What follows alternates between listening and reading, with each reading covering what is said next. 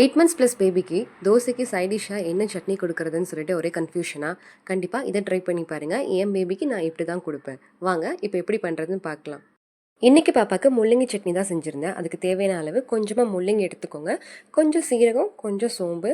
இந்த பெப்பர் வந்து காரம் இருக்காது, அதனால் 4 பெப்பர் எடுத்திருக்கேன். காரம் இருந்தால் 2 பெப்பர் போதும். தக்காளி கொஞ்சமாக, அப்புறம் கருவேப்பிலை, கொத்தமல்லி, 4 சின்ன வெங்காயம், ஒரு பல்லு பூண்டு, கொஞ்சமாக கடலைப்பருப்பு, உளுத்தம் பருப்பு. இதுக்கு முக்கியமாக யூஸ் பண்ண வேண்டியது என்ன வந்து தேங்காய் இல்லாட்டி நெய். தேங்காயும் நெய்யும் யூஸ் பண்ணும்போது முள்ளங்கியில் இருக்கிற ஸ்மெல் வந்து குழந்தைக்கு வந்து தெரியாமல் இருக்கும். ரொம்ப விரும்பி சாப்பிடுவாங்க. பேன் ஹீட் ஆனவுடனே தேங்காய் கொஞ்சமாக போட்டு பருப்பெல்லாம் வந்து கொஞ்சம் ஃப்ரை பண்ணி எடுத்துக்கோங்க.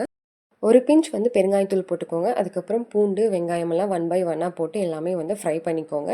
ஃபைனலாக வந்து காயும் வந்து போட்டுக்கோங்க. நம்ம வச்சுருக்க கருவேப்பிலை, கொத்தமல்லியும் போட்டுக்கோங்க.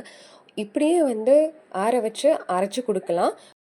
ஆனால் உங்களுக்கு அந்த முள்ளங்கி வெந்திருக்காது அப்படின்னு டவுட் இருந்தால் கொஞ்சமாக வந்து தண்ணியை ஆட் பண்ணி நல்லா வந்து வேக வச்சு அதுக்கப்புறம் ஆற வச்சு அரைச்சி கொடுக்கலாம். என்னோட பாப்பாவுக்கு நான் 2 மெத்தட்லேயும் வந்து நான் அரைச்சி கொடுத்துருக்கேன். 1 இயர் உள்ளே இருக்கிற பேபிஸ்க்கு வந்து சால்ட் ஆட் பண்ணாதீங்க, சால்ட் ஆட் பண்ணாமல் கொடுங்க. 1 இயர் மேலே இருக்கிற பேபிஸ்க்கு சால்ட் ஆட் பண்ணி கொடுங்க.